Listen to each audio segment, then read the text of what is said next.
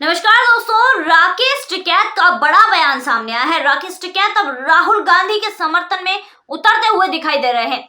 जी हाँ दोस्तों, वही राकेश टिकैत जो कभी बताते हैं कि मैं चुनावी विरोध में कभी भी सड़कों पर नहीं उतरता, मैं राजनीति नहीं करता। अब वही राकेश टिकैत राहुल गांधी का समर्थन कर रहे हैं, और करे भी क्यों ना। एक कहावत सुनी होगी आपने कि चोर चोर मौसेरे भाई। जस्ट कहावत मैंने आपको बताई है, किसी पर पर्सनल टिप्पणी मैं नहीं कर रही हूं, पर इस कहावत के तहत राहुल गांधी और राकेश टिकैत मैच करते हैं, क्योंकि राकेश टिकैत ने भी सेम वही बात बोली है जो राहुल गांधी लंदन में बोलकर आए थे, और जिसके बाद उन पर आरोपों की बौछार हो गई और परिस्थितियां विपरीत हो गई। जी हाँ दोस्तों, राकेश टिकैत ने भी यही कहा है कि भारत में लोकतंत्र खतरे में है, जिसके तहत उन पर भी कार्यवाही हो सकती है। वहीं दूसरी तरफ राकेश टिकैत अतीक अहमद को मामूली माफिया बता रहा है। वो अतीक अहमद जिसने इतने लोगों को मार डाला, जाने कितने ही केस उस पर चल रहे हैं, अपहरण, हत्या आदि के केस चल रहे हैं, और फिर भी उस माफिया, उस गुंडे को राकेश टिकैत मामूली माफिया बता रहे हैं। वहीं दूसरी तरफ एक समय पर आतंक का दूसरा नाम अतीक अहमद जैसा डायलॉग अतीक अहमद वायरल कर रहा था, लोगों में फैला रहा था, दहशत फैला रहा था। तो वही उसी गुंडे को, उसी माफिया को अब राकेश टिकैत मामूली माफिया कह रहे हैं। तो दोस्तों, ये है इनका माफियाओं को देखने का नजरिया। एक तरह से ये माफियाओं का हौसला बुलंद कर रहे हैं कि तुम चाहे कितनी भी हत्या करो, अपहरण करो, तुम्हें मामूली माफिया ही बुलाया जाएगा, ना कि तुम हिट लिस्ट में आओगे। वहीं दूसरी तरफ राकेश टिकैत कहते हैं कि मैं किसानों का बड़ा नेता हूं, किसानों के पक्ष में बोलता हूं, किसानों के लिए बोलता हूं। तो अब तुम राजनीति के बारे में बोल रहे हो, किसानों की बात कहाँ है भाई? उत्तर प्रदेश में जो योगी आदित्यनाथ सरकार है, लगातार किसानों के हित में योजना चला रही है, लगातार किसानों के लिए योजना लाई है, किसान सम्मान निधि योजना, जिसके तहत किसानों को मुआवजा दिया गया, लाखों की संख्या में किसानों का जो कर्ज है वो माफ किया गया। तब भी राकेश टिकैत के मुंह से तारीफ जो सरकार की वो नहीं निकली, तब भी राकेश टिकैत को ये सारी चीजें दिखाई नहीं देती। उनका यही कहना है कि यहाँ पर ये जो बीजेपी सरकार है किसानों का हनन कर रही है। तो अगर अब भी तुम्हें किसानों का जो समर्थन, किसानों का हित नहीं दिखाई दे रहा, तो तुम्हें कुछ भी नहीं दिखाई देगा। वहीं लगातार राहुल गांधी का समर्थन में विपक्षी नेता उतर रहे हैं और कह रहे हैं कि राहुल गांधी के साथ मोदी सरकार ने गलत किया है। आपको बता दूं, न्यायपालिका और मोदी सरकार दोनों में फर्क है। न्यायपालिका का ये फैसला है, ना कि मोदी सरकार का।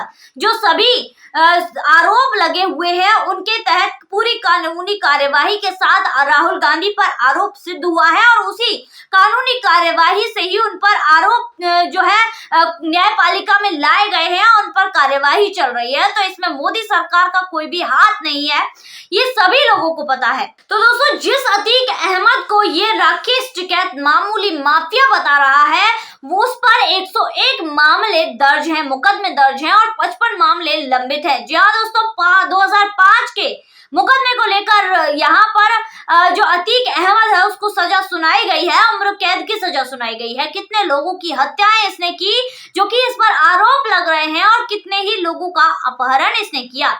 पहली सरकारों में से किसी में इतनी हिम्मत नहीं थी कि इस अतीक अहमद नाम के इस अपवाद को वो खत्म कर सके, अतीक अहमद नाम के इस माफिया को अपने पंजे के नीचे दबा सके। पर आज जो कर दिखाया है योगी आदित्यनाथ ने, बाबा बुलडोजर ने अपने पंजे के नीचे इस अतीक अहमद को दबाकर कुचलने का काम किया है। लगातार जनता इस फैसले को, बाबा बुलडोजर के इस काम को सराह रही है, लगातार कह रही है कि पूरे देश में ऐसे ही बाबा बुलडोजर, ऐसे ही नेता की जरूरत है, ऐसे ही मुख्यमंत्री की हर प्रदेश में जरूरत है, जिससे कि माफियाओं पर नकेल कसी जा सके। दोस्तों, लगातार यहाँ पर राकेश टिकैत राजनीति में उतरते हुए दिखाई दे रहे हैं, और लगातार लोग उनसे सवाल भी कर रहे हैं कि क्या आपको अब राजनीति में आना है? किसानों का नेता बनना छोड़ दीजिए, और राजनीति अगर आपको पसंद है तो यही आ जाइए। तो दोस्तों, राकेश टिकैत ने एक और भविष्यवाणी कर डाली है। जी हाँ, आप केजरीवाल की कैटेगरी में भी आ रहे हैं।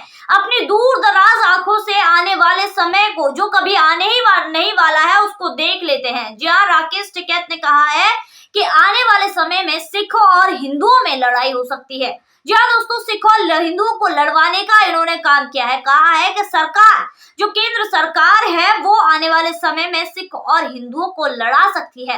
तो इस तरह का झूठ फैलाना ये सिर्फ और सिर्फ ऐसे ही लोगों को आता है। वही फसलों की भी बात कर लेते हैं। तो राकेश टिकैत लगातार फसलों के बीमा को लेकर या मुआवजे को लेकर सरकार को घेरते हुए दिखाई दे रहे हैं, पर शायद इनकी आंखें, इनके कान और इनका दिमाग के जो पेच है वो ढीले हैं, वो उन्हें कसने की जरूरत है।